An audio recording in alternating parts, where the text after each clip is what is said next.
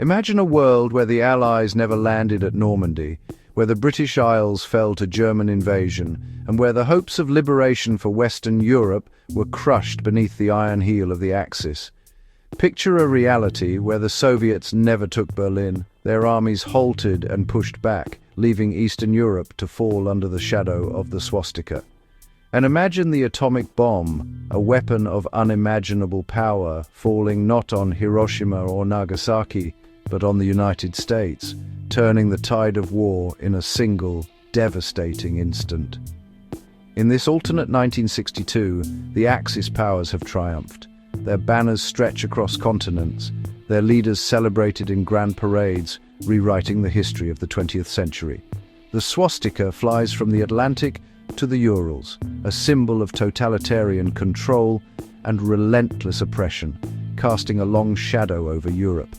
Meanwhile, the rising sun dominates Asia and the Pacific, its empire stretching from the shores of China to the islands of the South Pacific, enforcing its will with military might.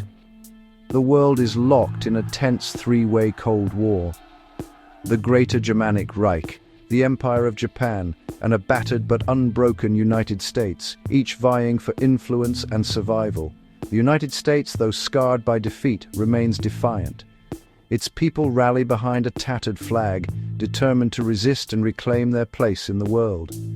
Germany, under a frail but still powerful Hitler, rules a vast, oppressive empire built on ultranationalism, its grip tightening with every passing year. Japan, now a nuclear superpower, controls its own brutal sphere across Asia, its military parades a show of force to the world, its nuclear arsenal a constant threat.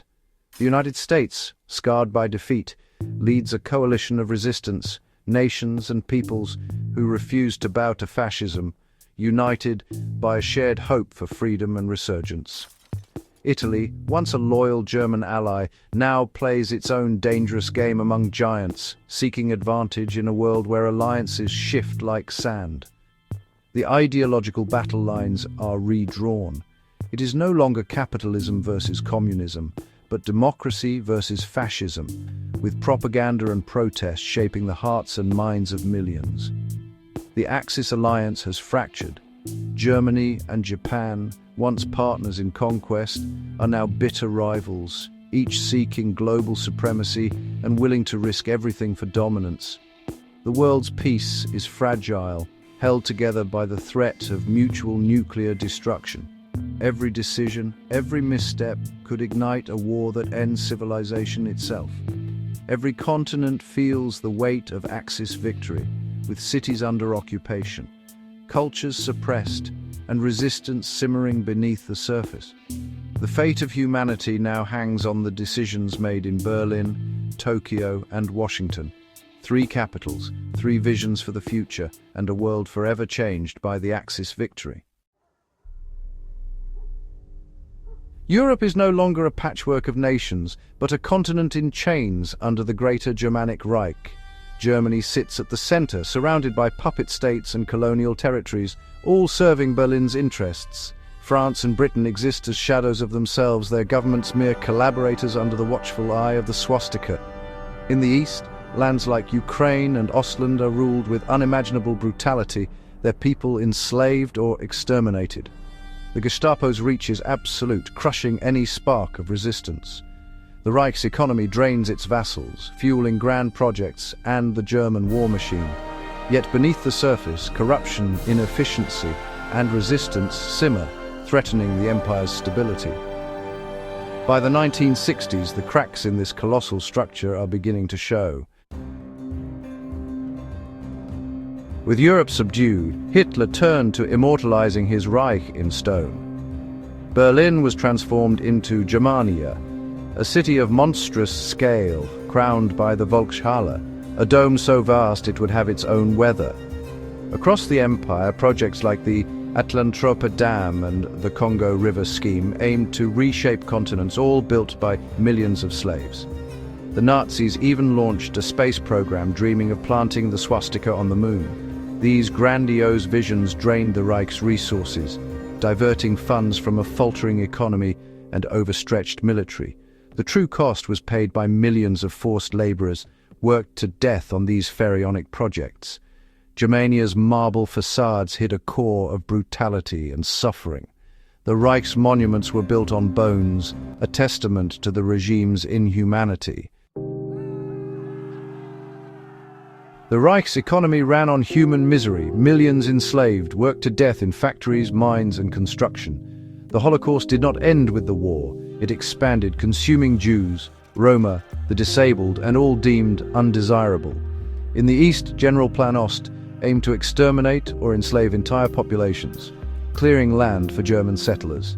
The machinery of genocide operated unchecked, a permanent wound at the heart of Europe.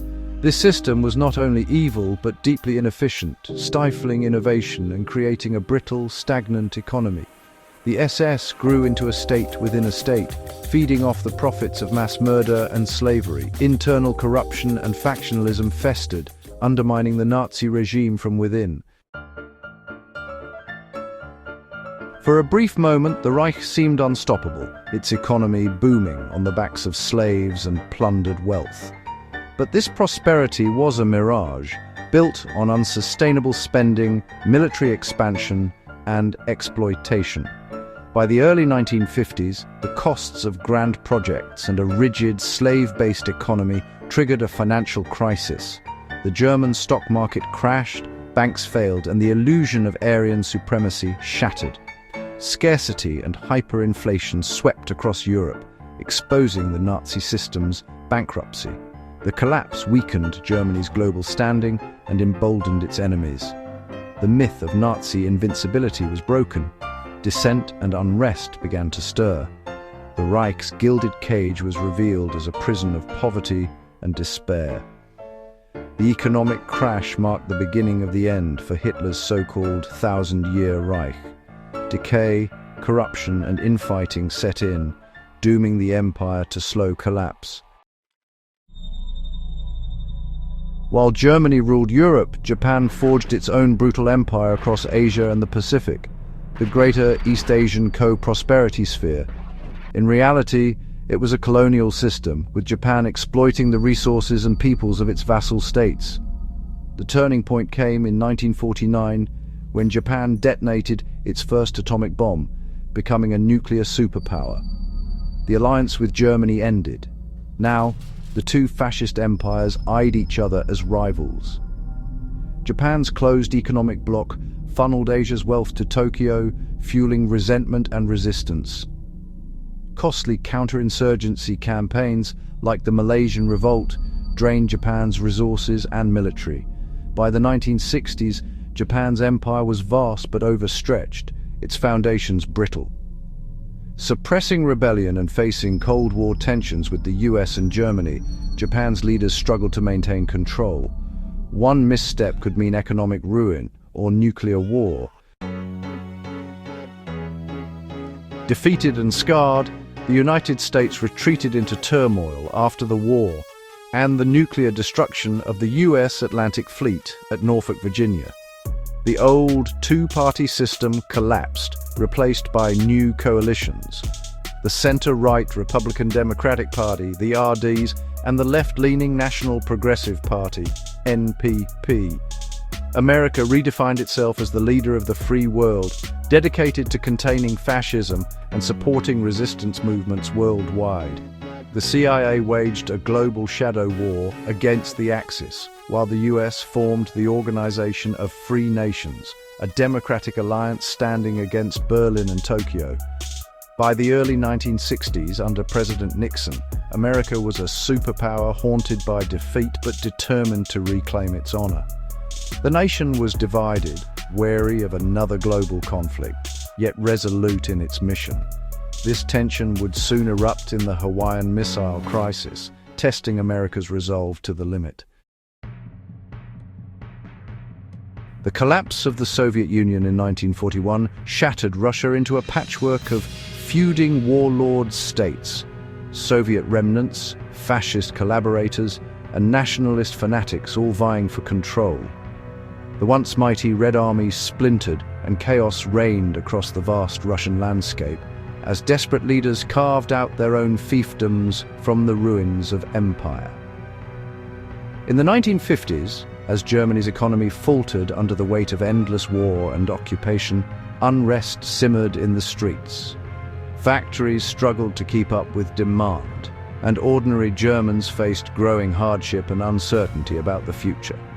Sensing an opportunity, the West Russian Revolutionary Front, an alliance of partisans and former officers, began to organize resistance.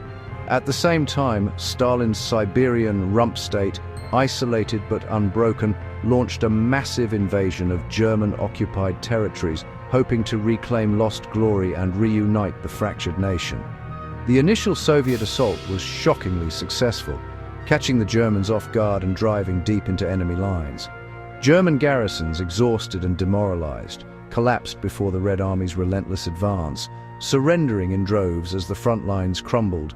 For a brief, electrifying moment, it seemed as if the Soviet Union might rise from the ashes, and hope flickered in the hearts of millions. But Italy, sensing German weakness and eager to secure its own future, betrayed the Axis and formed a new alliance, the Triumvirate, shifting the balance of power in Europe. Germany, now isolated and desperate, barely managed to repel the invasion at the brutal Battle of Moscow, where the fighting was fierce and the cost in lives was staggering. Stalin's death and the collapse of the Russian front left both sides devastated, their armies shattered and their people exhausted by years of unending conflict. The Reich's victory was Pyrrhic, its military and economy left in ruins, unable to recover from the immense losses suffered on the Russian front. Its aura of invincibility was shattered, and the German people faced a grim and uncertain future. Russia, meanwhile, fell back into chaos, with refugees fleeing violence and warlord militias seizing whatever power they could. Germany, desperate to maintain control, resorted to terror-bombing Russian cities, hoping to prevent any chance of reunification or resistance. The motherland was left broken and bleeding, prey to monsters both foreign and domestic, its people longing for peace in a world torn apart by war. In 1962, the world teeters on a knife's edge. Three superpowers locked in a fragile, terrifying stalemate. The air is thick with suspicion, and every decision carries the weight of possible catastrophe. The global order is defined by uncertainty, and the smallest misstep could ignite a conflict that engulfs the planet. The Hawaiian missile crisis brought the US and Japan to the very brink of nuclear war, resolved only by tense back-channel deals and desperate diplomacy. For days, the world held its breath, fearing that a single miscalculation could unleash devastation on an unimaginable scale. The Greater Germanic Reich, once seemingly invincible, is now a decaying empire held together by the fading cult of a dying Hitler. Its cities, once symbols of power, now show cracks beneath the surface, and the regime's iron grip is slipping. Corruption, poverty, and infighting paralyze the Nazi state, as rivals quietly prepare for a post-Hitler power struggle. The people suffer under a regime more concerned with its own survival than the well-being of its citizens, and the future looks increasingly uncertain. Japan's empire is powerful but brittle, drained by constant rebellion and Cold War pressures. Its leaders struggle to maintain control over vast territories, while unrest simmers in the streets and distant provinces threaten to slip away. The United States, changed by defeat and political upheaval, is determined to challenge fascism and reclaim lost ground. Across the nation, a new spirit of resistance is rising, fueled by hope and a desire to restore democracy to a fractured world.